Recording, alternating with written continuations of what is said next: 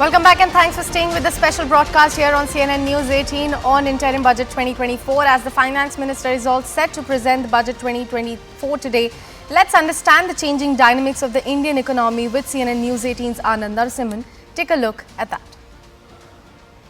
My first question is to Nilesh Shah ji. Nilesh ji, if I may ask you, everything is looking fantastic. But kahin na kahin something is missing. What is missing? You get the feeling, no, when you got the perfect dish, everything is set, but yaar kuch kam lag raha hai. In this case also, why does one get the sense, Bharat's story is fantastic, but something is missing? What is missing?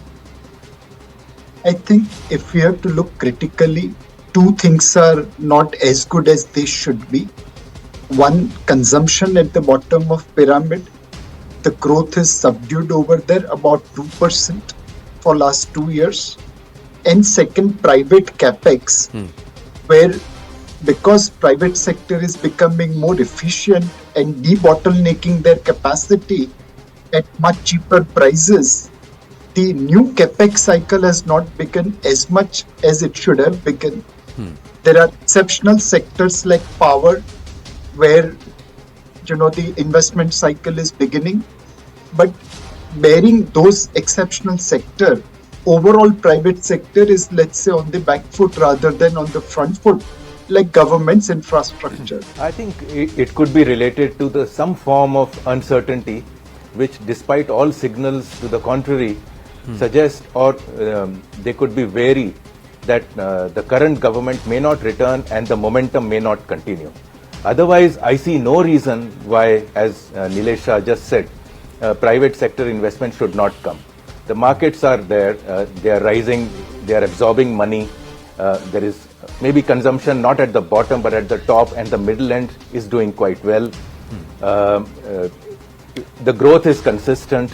No, when you talk about the private sector holding back, I don't see any of the large companies holding back. Not Levers, not any of those companies, not Britannia, not Levers, not Nestle. Nobody is holding back.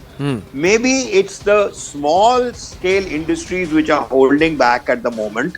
And they have to, because everybody knows that, look, the moment you keep on your capex on the fact that you're doing infrastructure, it is going to lead to increase in the rural markets.